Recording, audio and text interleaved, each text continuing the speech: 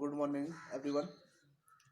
सभी स्टूडेंट, आज हम हमारा जो एक्सटेंशन का लास्ट टॉपिक है जिसमें हम आपको पढ़ा चुके हैं, क्योंकि आपका कोर्स जो है कोड है 311। ठीक है, ये भी टॉपिक आपको बताएंगे क्योंकि कम्युनिकेशन डायरेक्शन हमने पढ़ लिया है। तो आज हम पढ़ेंगे मोटिवेशन स्किल।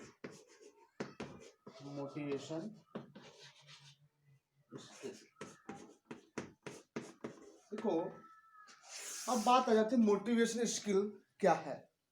मोटिवेशन स्किल का मतलब कि हम अपने समक्ष जो भी व्यक्ति खड़ा है उसको अपनी तरफ आकर्षित कैसे करें, किस प्रकार से अपनी बात उस व्यक्ति से मनवाएं कि वो हमारे लिए सपोर्ट करे। तो प्रेरणा एक ऐसी चीज है कि इसमें हम उसको हर तरीके से उसे सचेत करने की कोशिश करते हैं कि वो अपने लक्ष्य को प्राप्त करे। डायरेक्शन देते हैं, एनर्जी प्रोवाइड कराते हैं, उसका बिहेवियर में चेंजमेंट लाने के लिए उसको तरीके बताते हैं। तो यही हमारा एक इसमें लक्ष्य होता है कि हम मोटिवेशन स्पीच से लोगों में चेंजमेंट लाते हैं। चेंजमेंट लाना और चेंजमेंट आना दोनों ही एक मोटिवेशन स्किल के पहलू हैं। तो मोटिवेशन स्किल में हम बात करते हैं डेफिनेशन की।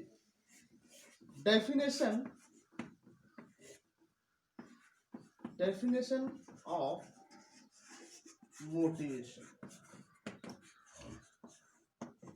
तो मोटिवेशन की डेफिनेशन क्या है? डिजायर, मतलब कि डिजायर कह सकते हैं। डिजायर मतलब कि डिफरेंस, या कह सकते हैं नीड, हमको जरूरत है। विच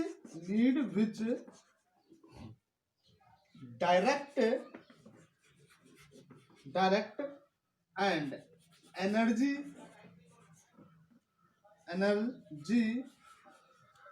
that is oriented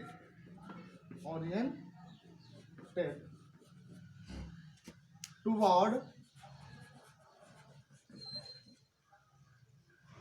energy behaviour होगा। ठीक है, एनर्जी बिहेवियर that towards ठीक। तो कहने का मतलब कि जो हमारे लिए आवश्यक है डायरेक्ट उसमें अपनी एनर्जी। देखो, अगर हम किसी को मोटिवेट करते हैं तो हमारा लक्ष्य क्या है कि अपनी एनर्जी जितनी भी है वो हम उस पर फोकस करें, जिससे कि वो हमारी बात को लाइटली ना ले। क्योंकि अगर कोई भी हम कार्य करते हैं, जैसे कि अगर हमारी कोई भी कंपनी जिसमें हम काम करते हैं या कोई भी हमारा बिजनेस है जिसमें हम अपने बिजनेस को आगे बढ़ाना चाहते हैं, तो सबसे पहले हम क्या करते हैं, लोगों से संपर्क करके उनको मोटिवेशनल स्पीच देते हैं और बताते हैं कि आप किस प्रकार से इसका फायदा उठा सकते हैं। तो इस प्रकार से ये क्या हुई, डेफिनेशन हुई। डिजायर नीड, ठीक है, विच डायरेक्ट मतलब कि सीधे संपर्क में, एंड एनर्जी बिहेवियर मतलब कि शक्ति, मतलब कि व्यवहार की शक्ति किस प्रकार से हो, दैट इज ओरिएंटेड टुवर्ड अ गोल, मतलब कि अपने लक्ष्य के आधार पर। ओके, ठीक है। तो इस प्रकार से ये हमारी एक डेफिनेशन है।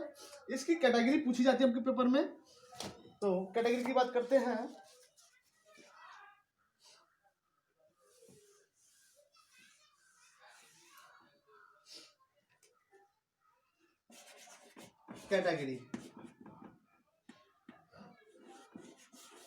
कैटेगरीज ऑफ मोटिवेशन, ठीक है। मोटिवेशन कैटेगरी थ्री कैटेगरी है इसमें: अचीवमेंट, मोटिवेशन। ठीक है, मोटिवेशन। दूसरा सिक्योरिटी,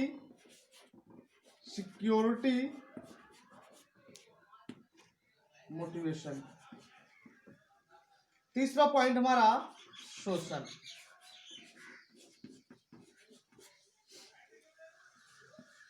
रिकॉग्नाइजेशन। ठीक है, इसको उपलब्धि कहते हैं, इसको क्या कहते हैं? सुरक्षा। और ये सोशल स्वीकार, जो हमारे समाज स्वीकार करता है। तो इस प्रकार से ये तीन कैटेगरी हैं जिसमें हम उपलब्धियां प्राप्त करते हैं। किस प्रकार से करते हैं? मोटिवेशन के आधार पर, सुरक्षा और उसके बाद सोशल। ठीक, तो इस प्रकार से ये तीन कैटेगरी हो गई। उसके बाद टाइप्स ऑफ मोटिवेशन।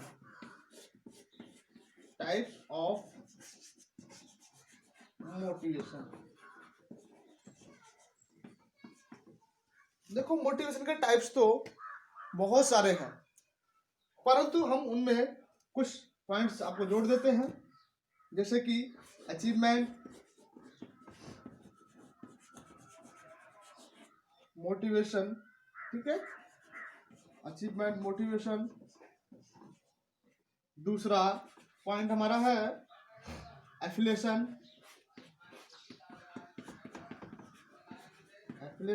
मोटिवेशन। तीसरा है कॉम्पिटेंसी,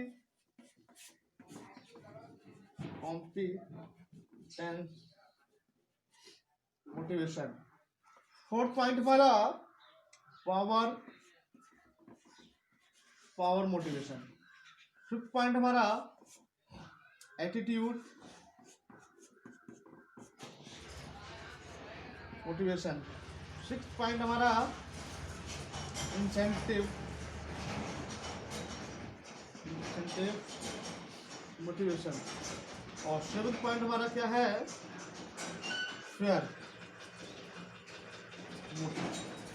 ठीक, तो ये हमारे टाइप्स हैं। अगर ऑनली टाइप्स पूछी जाए तो आप ठीक। देखो, मैंने हिंदी में भी लिख दिया इसमें। पहला का पॉइंट मतलब है उपलब्धि, मतलब प्रेरणा, उपलब्धि। दूसरा प्रेरणा संबंध। तीसरा पॉइंट आपका है प्रेरणा सक्षमता।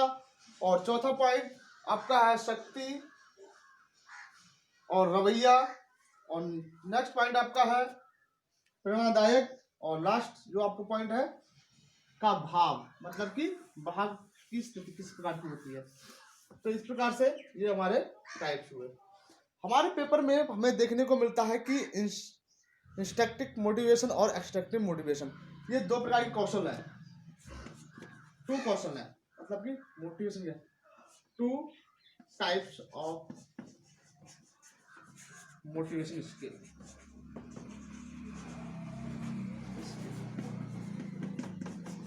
ठीक है, तो इस प्रकार से ये हमारे एक तो हुआ पहला पॉइंट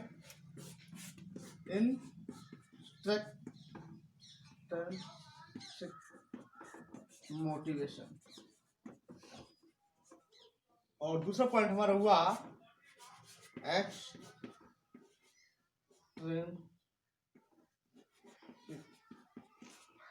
मोटिवेशन। ठीक, तो इंस्ट्रक्शन का मतलब होता है आंतरिक। तो आंतरिक में हम क्या कह सकते हैं कि आंतरिक में कि स्वेच्छा, हम अपनी इच्छा के अनुसार लोगों को मोटिवेट करते हैं। हमें इसमें जिसे मन करेगा, मतलब कि उसको हम पुरस्कृत भी कर सकते हैं। और दूसरी बात, इसमें हम कहते हैं कि इच्छा गतिविधि के लिए कुछ करने के लिए एक अवचेतन स्तर पर आता, मतलब कि कुछ चेतन, मतलब कि उसकी जो कहते हैं अवचेतन जगाना, मतलब कि व्यक्ति को उसकी अंतरात्मा को खंगोलना कि कहाँ सो गई है, उसे कुछ मालूम है या नहीं। तो वो चीज हमारी क्या है, एक्सटेंसिव मोटिवेशन होता है, जिसमें हम व्यक्ति की आंतरिक ऊर्जा को उत्पन्न करने में सहायता प्रदान करते हैं। तो ये हमारे एक्सटेंसिव इंस्ट्रक्टिव मोटिवेशन हो गया। इसमें हम प्रेरणा देते हैं कि भैया हाँ, अरे तेरे अंदर तो इतनी पावर है कि आप कुछ भी कर सकते हो। आप कहते हैं ना, जब कोई व्यक्ति अगर परिस्थिति में होता है तो कहते हैं अरे भाई आप तो बहुत कुछ कर सकते हैं, मतलब उसकी अंतरात्मा को जागृत करते हैं, अवचेतन करते हैं।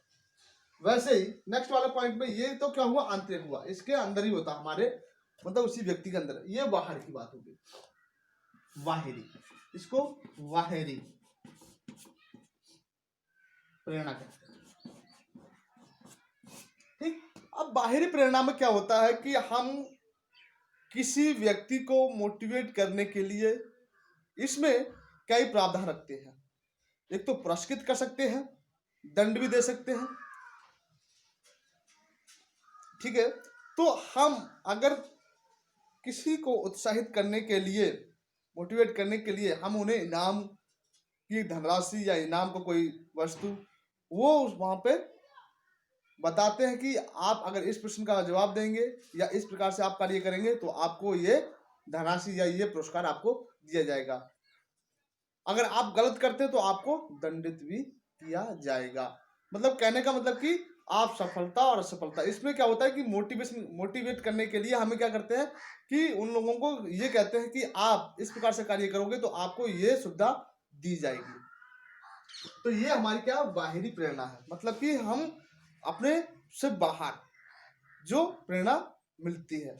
अब मान लीजिए मैं आपसे कह दूं कि आपको एक बुक लिखनी है, बुक तो सभी लिख देंगे, मैं आपसे ये कहूंगा बुक जिसकी अच्छी होगी लिखी हुई, राइटर जिसका रेफरेंस अच्छा होगा, जिसका लिखावट अच्छी होगी, जिसकी क्वालिटी में वो भी सारी जज की जाएगी, उसको ही पुरस्कृत किया जाएगा। तो आप सभी अपना अपना दिमाग लगाएंगे तो क्या हुआ, उसमें आपने अपने अंदर की जितनी भी सोच थी वो उसमें जोड़ दी और क्या किया, एक बाहरी प्रेरणा के तौर आप दौड़ने लगे। ठीक है, तो इस प्रकार से ये वही बाहरी प्रेरणा कहलाती है कि हम अच्छा करते हैं परंतु उसके लिए हमें पुरस्कार भी दिए जाते हैं। तो वहाँ पे क्या होता है कि ऐसे अगर कोई प्रोडक्ट है, आपकी कोई कंपनी है, आपका कोई बिजनेस है, तो इसमें आप अपने मोटिवेशन स्किल को डेवलप करने के ये तरीके होते हैं। ठीक है, तो ये दो तरीके होते हैं, ये पेपर में आपके पूछे जाते हैं। इसकी डेफिनेशन पूछी जाती है, इसकी डेफिनेशन पूछी जाती है, कोई सा भी आपके पेपर में मिल सकती है। ठीक है, तो इस प्रकार से ये आपके मोटिवेशन का कंप्लीट हुआ।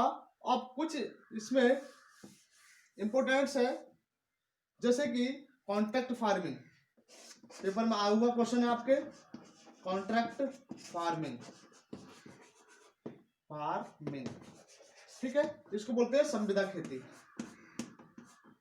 संविदा खेती। अब संविदा का मतलब होता है कि हमें इसमें एक इकरारनामा करना होता है, किसके साथ, सरकार के साथ। अगर हम इसमें इकरारनामा हमारा इसलिए ये होता है कि जो भी प्रोडक्ट हम हमारे पास, आपके पास जो ग्रो करोगे वो आप हम ही को बेचोगे, अगर हानि भी होगी तब भी हम ही को होगी। मतलब कि हमारा जो भी प्रोडक्ट है वो हमें इसमें क्या होता है कि मूल्य भी निश्चित होता है, समय भी निश्चित होता है, सारा कार्य निश्चित कर दिया जाता है कि इस टाइम पे आपकी एक फसल पक जाएगी और इसका जो प्रोडक्ट होगा वो आपको ही मिलेगा। ठीक है, इकरारनामा मतलब कि एग्रीमेंट, इसमें एग्रीमेंट होता है, एग्रीमेंट फार्मर के बीच और फार्मर प्लस गवर्नमेंट होगी या प्राइवेट सेक्टर। ठीक है, गवर्नमेंट भी कह सकते हैं या प्राइवेट सेक्टर भी कह सकते हैं, प्राइवेट कंपनी। ठीक है, जो फसल कराती है, तो इसमें एग्रीमेंट होता है इन दोनों के बीच। तो ये इनसे एग्रीमेंट करता है, इन दोनों का बात होती है तो यहाँ एग्रीमेंट हो जाता है, ये आपको ये सारी चीजें करनी है। तो इसमें एग्रीमेंट में आप देख लो, जैसे टोबैको की खेती है, क्योंकि वो हम ऐसे नहीं कर सकते, उसे हमें एक लाइसेंस मिलता है, एग्रीमेंट होता है सरकार के साथ कि आपसे जो भी निकोटीन, जो भी आपको जो प्रोडक्ट वहाँ से निकलेगा, मिलेगा, उत्पाद होगा, वो आप सीधे हमारे पास ही बेचेंगे। अगर इससे ज़्यादा निकलता है तो आप उसका बेनिफिट ले सकते हैं, ठीक है, क्योंकि उसमें जितना भी क्वांटिटी होता है वो सारी चीज़ें उसमें निर्धारित कर दी जाती हैं। उससे कम होता है तो वो उसका हर्जाना गवर्नमेंट ही देती है, ठीक। तो इस प्रकार से ये कॉन्ट्रैक्ट फार्मिंग, ये आपके पेपर में आएगा क्वेश्चन, तो आपको ध्यान में रखना है संविदा खेती का। उसके बाद आपका एक ये इसकी full form public private partnership,